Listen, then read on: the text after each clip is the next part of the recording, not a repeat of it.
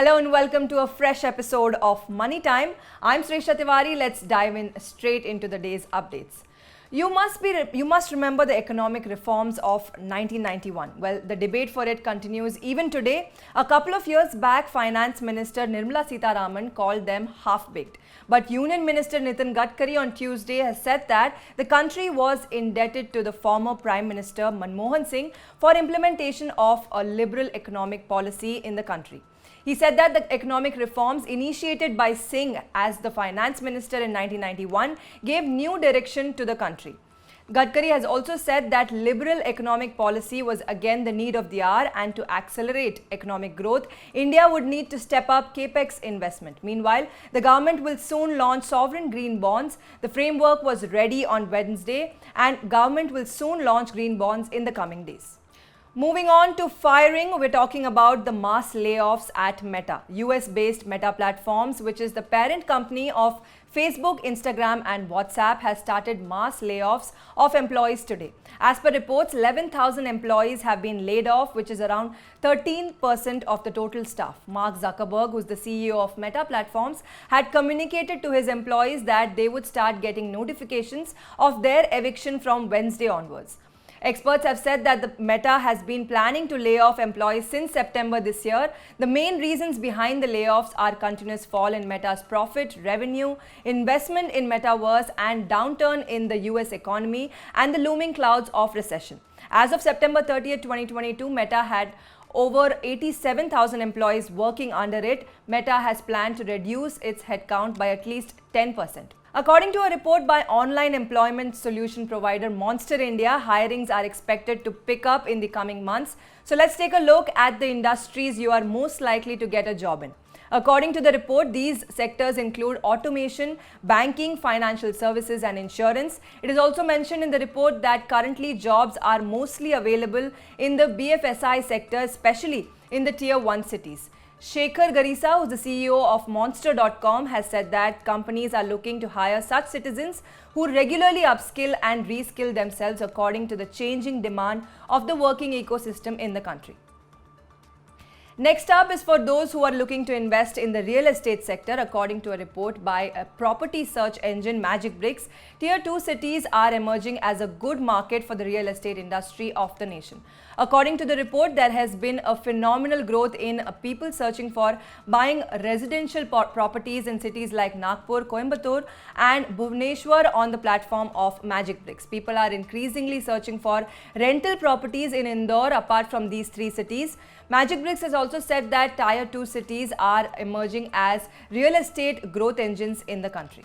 If you often invest in traditional investment instruments like FDs, then here's an NBFC which is giving inflation-beating interest rate on fixed deposits. India's largest NBFC, Bajaj Finance, has recently increased interest rates on FDs. Now, customers can get as high as 7.6% on FDs of 44 months. For FDs of 1 year, depositors can get a maximum of 6.55% interest rate with the NBFC. Senior citizens will get additional rate of 0.25% over and above the applicable rates, and not only this, HDFC Bank also increased its FD rates. Citizens can get as high as 6.5% on FDs of 18 months with the HDFC Bank. On 1 year deposits, citizens will get interest rate of 6.1%, and senior citizens on the other hand can get additional rate of 0.75% on FDs of more than 5 years.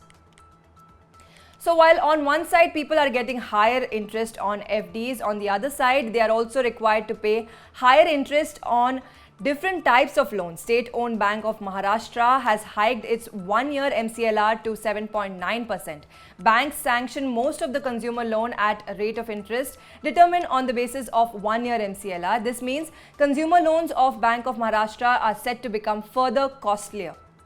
Looks like the textile sector has been weaving some handsome profits for investors. Manufacturer of the ready-made garments and textile products, Siaram Silk Mills, came out with robust performance in the September quarter of the current financial year. Its PAT has grown by 52% year-on-year in the September quarter, and its revenue and EBITDA margin has zoomed by 32% and 41% respectively.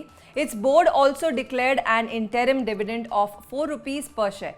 Siaram Silks has given windfall gains to investors. So far, in the current calendar year, the stock has given returns of 21%. Over to the world of cryptocurrencies, the crypto market found stability today after going through a turmoil in the last few days. The reason for turmoil was a rivalry between two of the biggest crypto exchanges, Binance and FTX. Binance has finally bailed out FTX, which was on a verge of bankruptcy. But just before the deal, people who had opened accounts on FTX started selling cryptocurrencies all of a sudden, and as a result, FTX token fell by 73%. This sent shockwaves in the entire crypto market, which made people sell off their other cryptocurrencies as well. Subsequently, Bitcoin fell more than 3% and Ether plunged 12% in the last 24 hours. Although after the Binance and FTX deal was over, the crypto market stabilized on Wednesday. So next week, Royal Enfield will unveil its new motorcycle, the Royal Enfield Super Meteor 650 in India. The brand's largest gathering of the year, Rider Mania, is set to take place from November 18 to 20th in Goa.